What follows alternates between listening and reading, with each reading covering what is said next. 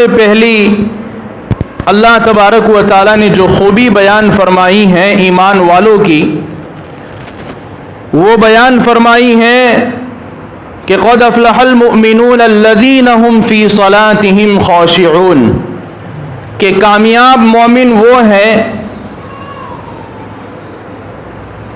کہ جس کے اندر سب سے پہلی خوبی یہ ہو کہ وہ اپنی نماز میں خشوع اور خضوع اختیار کرتے ہیں۔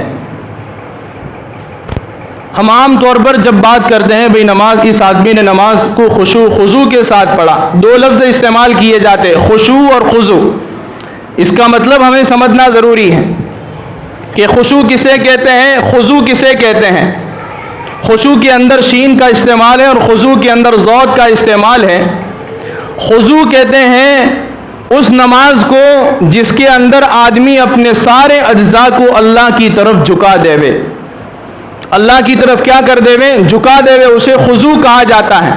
اللہ اکبر سے لے کر سلام تک وہ اس انداز کے ساتھ نماز پڑھیں، اس کی ظاہری شکل اور ظاہری صورت یہ بتاوے کہ یہ کسی دربار کے سامنے کھڑا ہے، یہ کسی مالک کے سامنے کھڑا ہے، یہ کسی رازق اور خالق کے سامنے کھڑا ہے،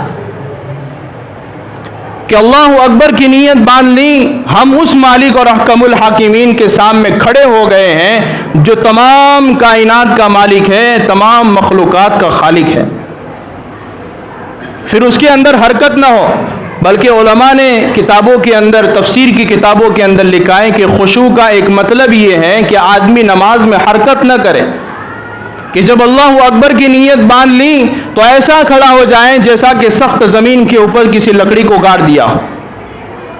حضرت عبداللہ ابن مبارک رحمت اللہ علیہ یہ بہت بڑے محدث تھے، بہت بڑے اللہ والے تھے، اپنے زمانے کے بہت بڑے عالم تھے۔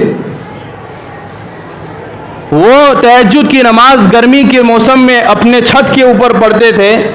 لوگوں کا یہ کہنا ہے کہ عبداللہ ابن مبارک رحمت اللہ علیہ جب اپنے چھت پر گرمیوں کے زمانے میں تہجد کی نماز کھڑے ہو کر پڑھنے کے لیے کھڑے ہوتے ہیں تو ایسا محسوس ہوتا ہے کہ کسی لکڑی کو گاڑ دیا گیا ہے۔ میں اور آپ نماز اس طرح پڑھتے ہیں جیسا کہ ایک درخت ہے اور درخت کی ٹہنیاں ہیں جو ہوا میں کبھی ادھر جھول رہی ہیں، کبھی ادھر جھول رہی ہیں۔ نماز اس طرح پڑھنی ہوگی کہ کسی لکڑی کو سخت زمین پر جب گاڑ دیا جاتا ہے، کتنی بھی تیز ہوا چلے وہ لکڑی اپنی جگہ پر سے اکھڑتی نہیں ہے۔ تو نماز کو پڑھنے کا طریقہ یہ ہے، میں اور آپ نماز کو بالکل خضوع سے ہٹ کر پڑھتے ہیں۔ کبھی ہمارے ہاتھ سر پر جاتے ہیں، کبھی ہمارا ہاتھ پیٹھ پر جاتا ہے، کبھی ہمارا ہاتھ داڑھی پر جاتا ہے، کبھی ہمارا ہاتھ کپڑے کو صحیح کرنے میں جاتا ہے۔ حتیٰ کہ علماء نے اس کے اندر ایک مسئلہ بھی لکھا ہے کہ اگر 3 مرتبہ سے زائد نماز کے اندر حرکت ہو گئی تو نماز سے باہر ہو جانے کا خطرہ ہے۔ میں اور آپ نماز میں کتنی حرکت کرتے ہیں، کتنی مرتبہ ہمارا ہاتھ کتنی جگہوں پر جاتا ہے۔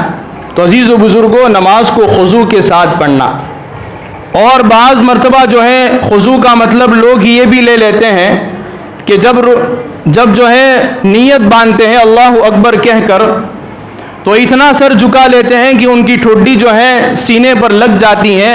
یہ خشوع نہیں ہے، یہ خضوع نہیں ہے کہ اتنا آدمی جھک جاتا ہے کہ اس کا سینہ بھی جھک رہا ہے اور اس کا پورا منہ نیچے چلا گیا۔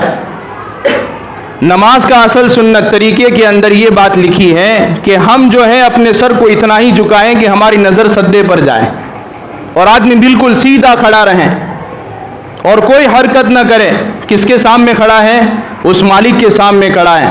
میں اور آپ اگر کسی بہت بڑے بادشاہ کے دربار میں چلے جاوے اور بادشاہ کے دربار کے بالکل سامنے، کرسی کے سامنے کھڑے ہو اور لا کر کھڑا کر دیا جاوے، اور آدمی ایک ہاتھ سے ادھر کھجال رہا ہے، دوسرے ہاتھ سے ادھر کھجال رہا ہے، اپنے کپڑے کو درست کر رہا ہے، کبھی ادھر دیکھ رہا ہے، کبھی ادھر دیکھ رہا ہے، تو کیا وہ بادشاہ اپنی سلطنت کے اندر، حکومت کے اندر اس چیز کو برداشت کرے گا؟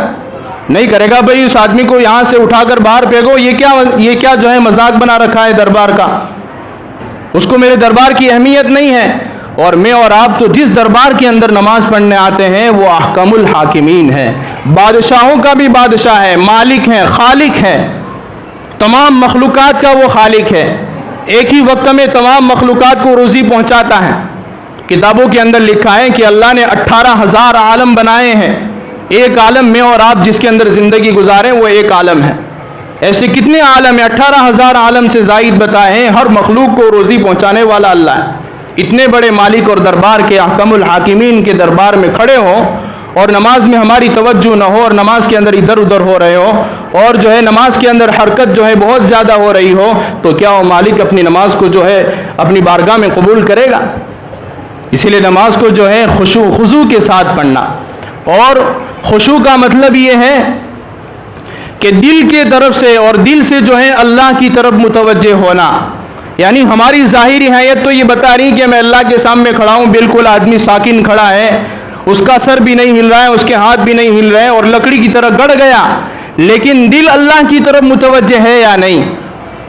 میں ساکن کے ساتھ کھڑا ہو گیا اور بالکل ایک ایسی جگہ پر کھڑا ہو گیا کہ لکڑی کو زمین میں گاڑ دیا گیا ہے, لیکن دل میرا اللہ کی دربار میں نہیں ہے, دل کہیں اور ہے, ہماری دل اور دماغ کہیں اور ہے. تو خشوع کا مطلب یہ ہے کہ نماز کو دل کے ساتھ پڑھنا, کہ دل بھی میرا حاضر ہو. جس طرح جسم حاضر ہے اللہ کی دربار میں, اس طرح دل بھی حاضر ہو.